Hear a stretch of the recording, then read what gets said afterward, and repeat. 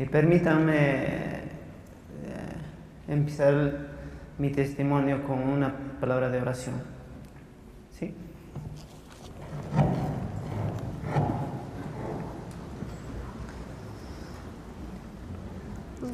Lo voy a hacer en mi idioma, que es quechua. Señor, gracias tan joiquico que ratope. Jamiata italiaico llena pawaico que momento a su anja, mañacame kikom. Jamtajiata italiaico llena paico y que comisión de la verdad. Yam kahawaje paneico tapas. Yana paico aikuta, genas paikita eta italiaico, chihap justiciata hawachiwaico que Perú nación pa. Kay tamañaco iquico ta italiaico, kay testimonioico rimarinaico pa. Chureke Jesús pajatun coyaco y su tempe. Amén.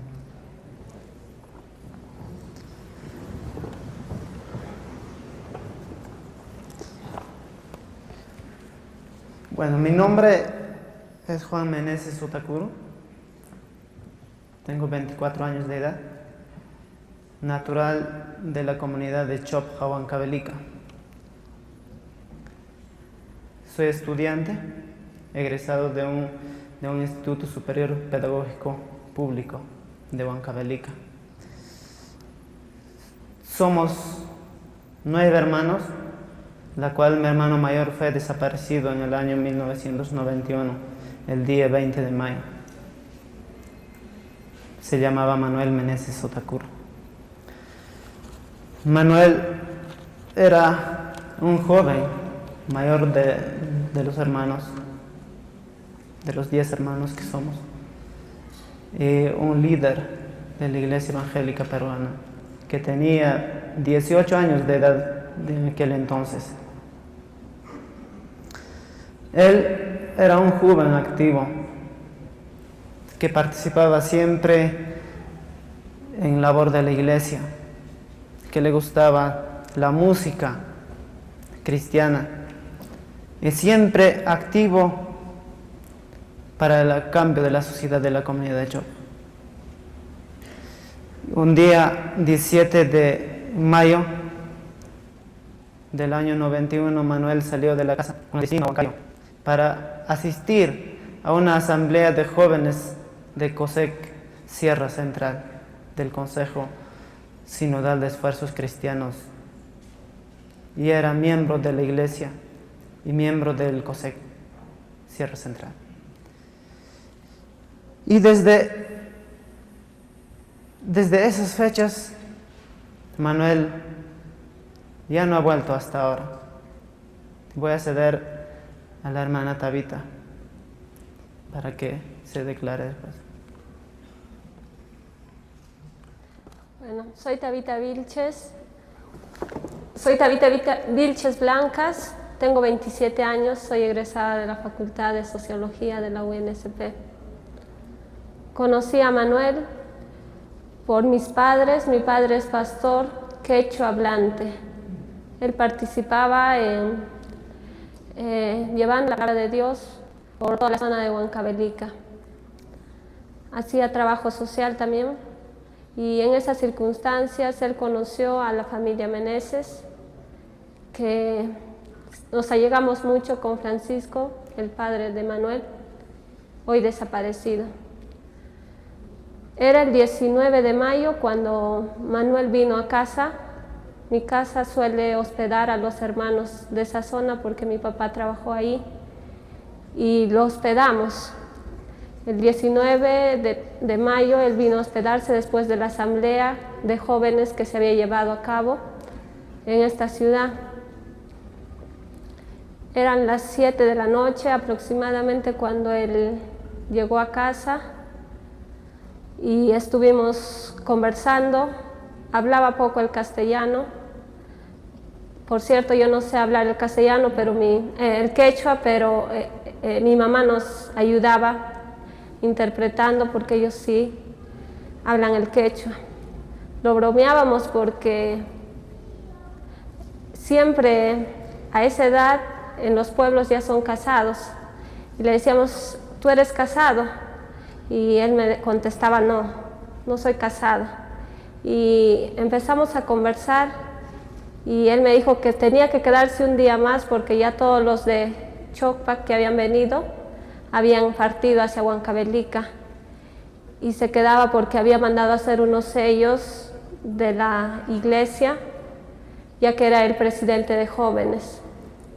También se quedaba porque tenía que llevar estudios bíblicos por correspondencia y tenían que ser corregidos en la librería, donde es detenido al día siguiente. Al día siguiente se levanta muy temprano, era el 20 de mayo de 1991. Yo tenía 16 años y él sale muy temprano, como en el pueblo se levantan a las 6, él sale muy temprano. Mi mamá insiste en que tenía que tomar desayuno y él dice, no, tengo que hacer rápido las cosas y salir para ganar el tiempo y volver a Huancavelica. Mi mamá persiste, pero él sale. Yo no me encuentro en la mañana, pero en el transcurso en que va a la librería, él llega temprano, 7:30 más o menos. La librería se abre a las 8. Es una librería cristiana que queda en Millotingo, en Girón Los Minerales. Él estaba ahí y justo también viene otro hermano de la iglesia pentecostal y también llegó temprano y estaban esperando al frente de la librería. Los trabajadores de la librería lo ven porque ellos antes de iniciar el día tienen un devocional bíblico. Lo ven y en ese instante viene un carro y lo detiene. Después nos enteramos que lo detiene por una llamada de un vecino de cerca, que era una persona importante y que sospecha que estas dos personas lo están vigilando, solo por una simple sospecha. Y llama por teléfono y denuncia, ¿no?, directamente que esas personas lo están vigilando, pero no era así. Ellos estaban esperando a que abra la librería. Lo detienen. En el transcurso de la mañana somos informados en mi casa que habían detenido a Manuel. Mis familiares pensaban que lo habían detenido porque él había olvidado sus documentos. Entonces buscan la talega, era una talega donde él traía sus cosas, tal vez buscando el documento de él, y no encuentran nada, no encuentran una Biblia y libros usados de segunda mano porque él era profesor en Chocpa, y una camisa o ropa, algo ahí. Yo en la mañana estudiaba en el colegio y regreso a mi casa a la 1 de la tarde. En la mañana habían comunicado a mis padres que lo habían detenido y que estaban haciendo las gestiones para sacarlos y habían sido detenidos por los policías. Mis padres, almorzamos con ellos salieron a trabajar. Teníamos una tienda ahí al lado de mi casa, muy separada a la puerta de entrada de mi casa. Y a eso de las 3:30, 4 de la tarde, yo me encontraba en mi casa sola. Me disponía a salir, estaba en los servicios higiénicos, peinándome para salir a hacer un trabajo con mis amigas. En esos instantes suben 6 personas encapuchadas. Traían a Manuel, que no lo reconocí porque traía un abrigo largo azul, lo tenían encapuchado y todos los demás eran encapuchados, algunos con pantalón jean y otros con pantalón verde de la policía. No sé cómo entraron, pero estuvieron ya, mi casa es en el 3er piso, estuvieron ahí. Y ya lo traían golpeado. Lo empezaron a golpear en mi presencia, le decían groserías y me preguntaron qué es él de ti. Yo les contesté que es un hermano espiritual que se ha alojado aquí porque ha tenido una asamblea, pero estaba muy asustada y como que las palabras también tartamudeaba al decirlas. En ese instante entraron a mi cocina, a mi sala, y era en la sala donde lo hospedábamos a él. Habíamos armado una cama. Y me decían, ¿dónde ha dormido él? Yo los llevé a donde habían dormido él. Revolotearon todo lo que había ahí. Empezaron a buscar todos los cajones de los reposteros de la casa, y lo golpeaban y le decían groserías y le obligaban a decir dónde está un arma, que él de por cierto no sabía. Tenía los ojos con lágrimas, y en ese momento que le preguntaban, lo tumbaron al suelo y le tiraron con la escopeta que tenían ahí, le tiraron en el rostro y le hicieron una herida en el pómulo. Yo insistía en preguntarles por qué le estaban haciendo eso, qué él había hecho, y no, me atinaban a decir que me callase, que no dijera nada, que no me iban a hacer daño, pero que me diga, y a él le insistían que diga con quién más salió de ahí. Yo le dije que salió solo, y él no respondía nada, y yo atiné solo a decirles también que él habla más quechua que castellano, no habla mucho el castellano. Y si ustedes quieren preguntarle, llamen a mi mamá que está abajo, hay una tienda, y que la llamaran para que les explicara por qué él no habla el castellano. Insistentemente lo golpearon, entraron a un depósito de mi casa, revolotearon todas las cajas, buscaron todo. En ese momento salieron a la cocina, empezaron a abrir las refris. Era curioso que todas las verduras minuciosamente revisaban, agarraban los tomates, y para mí era algo desesperante, porque en ese transcurso 5 eran los que buscaban y uno era el que lo agarraba, y otro de ellos hay veces que lo golpeaba y lo golpeaba. Y yo desesperada les decía, por favor, díganme qué ha hecho él, ¿no? Y dejen que les explique mi mamá, porque ustedes no le van a entender. En esos momentos habrán transcurrido 10 minutos en que revolotearon toda mi casa y quisieron entrar a los otros cuartos de mis hermanos. Entonces esos cuartos estaban cerrados. Yo les dije, no tengo las llaves de esos cuartos, y gracias a Dios que no entraron a ninguno de esos cuartos, y se lo llevaron a rastras. A mí me dijeron que no bajara, que no baje, que me quede ahí nomás. Yo me sentía tan nerviosa, lloraba y trataba de bajar, trataba de gritar, pero no salían de mi boca, o sea, gritaba, pero no salía voz. Al momento que salían, yo estaba bajaba a su atrás de ellos. Cuando cerraron la puerta, yo corrí, abrí la puerta, lo subieron a un auto negro y lo pegaban. Atrás de ese auto negro estaba un patrullero blanco y negro, y se lo llevaron. Subieron 4 al auto negro, y los otros 4, porque eran 8, 2 que habían esperado abajo, se subieron al patrullero. Esa fue la última vez que vi a Manuel, fui la última persona que lo vi en vida. Bueno, yo conocí a Francisco, el papá de Manuel, que lo buscó perseverantemente. No hubo ni un día que dejó de buscarlo. Yo denuncié a la fiscalía esto,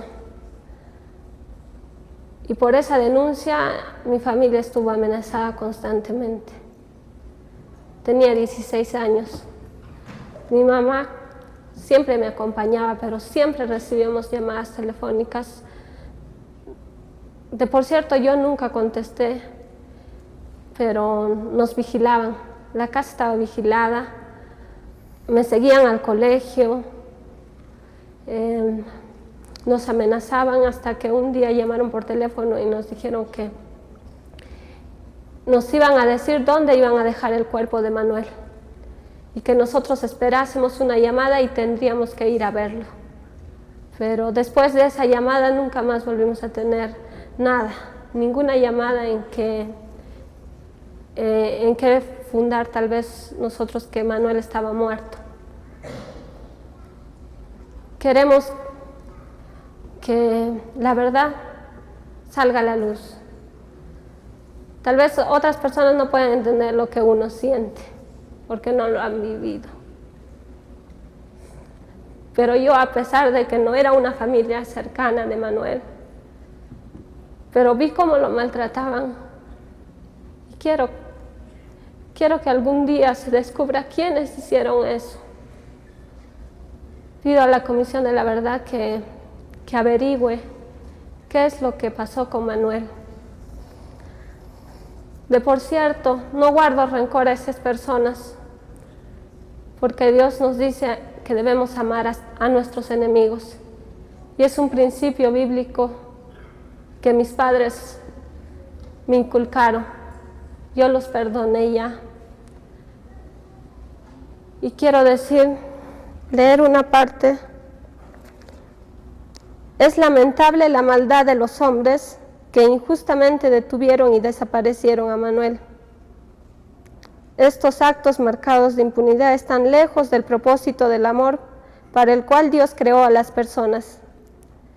Sin embargo, desde la perspectiva del triunfo de Jesucristo sobre la muerte y la esperanza que sustenta en su resurrección, oramos para que los causantes de la desaparición de Manuel Félix y la muerte de Francisco, su padre, porque él murió a causa de la desaparición de Manuel, se conviertan a Dios. Y oramos también por la expansión del Evangelio de paz y reconciliación en la sociedad marcada por la violencia. Estamos seguros de que Dios, si estas personas confiesan a Dios esos pecados, y hay un salmo que dice: feliz el hombre que confiesa sus pecados, porque Dios los perdona. Y estamos conscientes de eso, que si esas personas se arrepienten de eso, podemos saber que Dios los está perdonando y nosotros ya lo hemos perdonado. Bueno, quiero pasar aquí a Juan para que pueda acotar algo de las secuelas que dejaron esta desaparición de Manuel Meneses.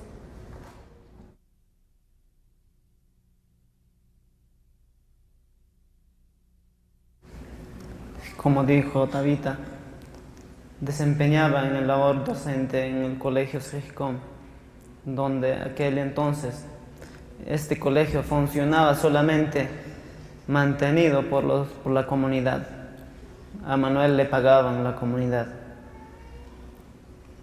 Entonces, como le faltaba libros para que enseñe en el colegio, como le faltaba materiales, Manuel tenía que viajar aprovechando la asamblea del Sínodo Regional de Jóvenes, y de ahí nunca más ha vuelto. Después, cuando nosotros nos enteramos, después de 8 días, que Manuel fue detenido y desaparecido, nosotros no creíamos. Al enterarnos,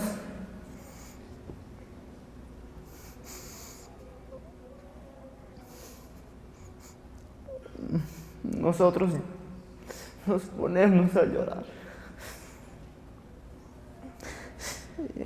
Nosotros teníamos yo tenía 13 años de edad y no podía hacer nada porque mi papá estaba en la provincia de Cobamba, porque teníamos que pagar del cuarto donde él estudiaba. Entonces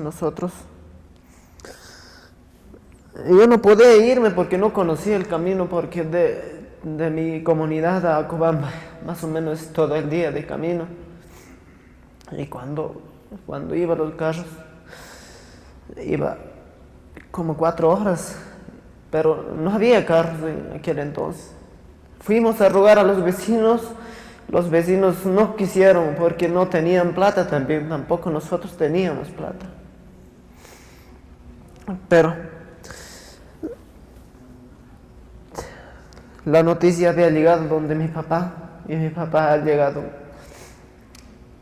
todavía no creyendo, poniéndose bien fuerte de que, ¿qué cosa? Manuel no es un perro para que desaparezca.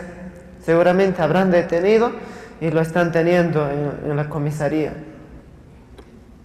Y nosotros para esto ya estábamos listos con mi mamá para salir con el destino a Huancayo. Estábamos listos con kipe, con todo. Y mi papá llega como a medianoche porque había caminado toda la noche para alcanzarnos. Mi papá empieza a caminar y nos hemos quedado en casa.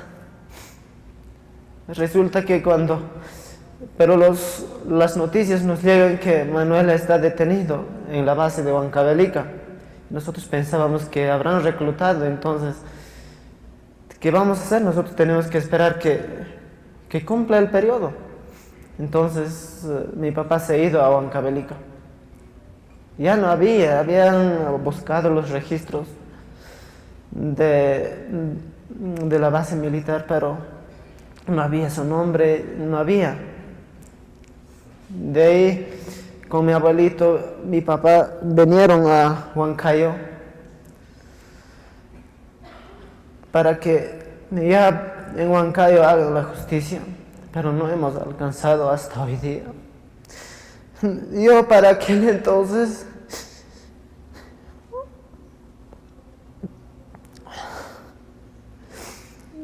un chiquillo tenía temor y no sabía hablar castellano. Venimos con mi papá cuando nos llegamos a las vacaciones, porque yo estaba en el colegio. Entonces, cuando llegábamos nos ejeteaban, no nos dejaba que nos transitábamos en Huancayo, porque los policías nos cuidaban. Íbamos en un auto y un micro tras y tras. A veces ya teníamos miedo al llegar donde hospedaba Manuel. Ya teníamos miedo donde hospedaba y donde llegábamos a la oficina de la Iglesia Evangélica Peruana. Pero no hemos alcanzado la justicia. Hay testigos, como he visto en los expedientes que tengo en mi mano. Hemos hecho denuncias sobre denuncias, pero no nos ha atendido aquí en Huancayo. Pasamos a Lima con mi papá todas las vacaciones. Yo pensaba dejarme ya de estudiar porque a mi papá yo lo seguía, porque yo lo acompañaba. Mis hermanos menores no quisieron porque no conocían, también no sabían hablar castellano.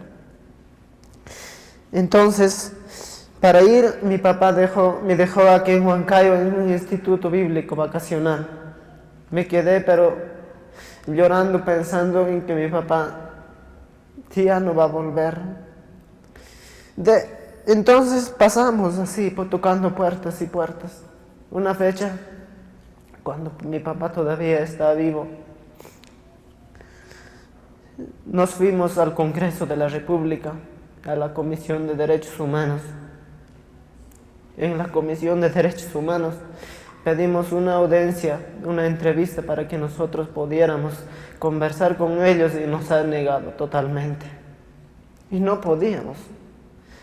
Nos han negado. A veces se contradecían, a veces también se complacían, pero no nos atendían. Pedimos también al señor presidente Fujimori. No nos ha atendido peor. Y hasta hoy día no alcanzamos su paradero de Manuel. Por eso dijimos con mi familia, con mi mamá, con mis hermanos, en la casa cuando conversamos, en nuestro idioma cuando conversamos, dijimos, tú levantaba estaría estarías conforme. Hasta ahora no estamos, no podemos olvidar. El único quien nos apoyaba en cuanto a nuestros estudios. Pero gracias a Dios, nosotros tuvimos la oportunidad de ser valientes. Hasta ahora estamos sirviendo al Señor. Y esto a nosotros nos ha enseñado a fortalecer, a confiar más en el Señor. Esperamos que la Comisión de la Verdad llegue a esclarecer quiénes fueron estos que han tomado y detenido, lo han hecho así a Manuel Meneses.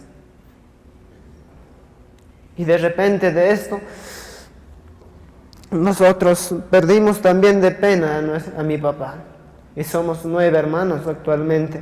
Con Manuel éramos 10. Actualmente estoy acompañado con mi hermanito último.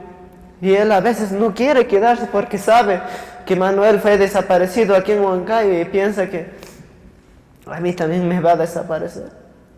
Entonces no quiere quedar con quien sea. Entonces hemos tratado de hacer comprender para que no entre acá a la audiencia, pero él se ha quedado afuera. Estamos orando al Señor y confiando que la justicia sea conforme a la palabra de Dios. Mi papá falleció buscando a Manuel durante este periodo de 91 hasta 94. Fuimos buscando, cuando enterábamos noticias que está en un lugar, en otro lugar, íbamos, pero no encontrábamos. Una fecha, me acuerdo de que cuando nos ha dicho, está en Jauja. Fuimos a pie, como no teníamos pasaje, fuimos a pie con mi papá. En el camino encontramos muertos, tirados a las sequías, encima de los arbustos, tras de los árboles, y volteándolos a ellos, reconociendo su rostro, y no hemos encontrado. Ahora quisiera pedir a la comisión que investigue y que llegue a esclarecer de parte de Manuel. Muchas gracias.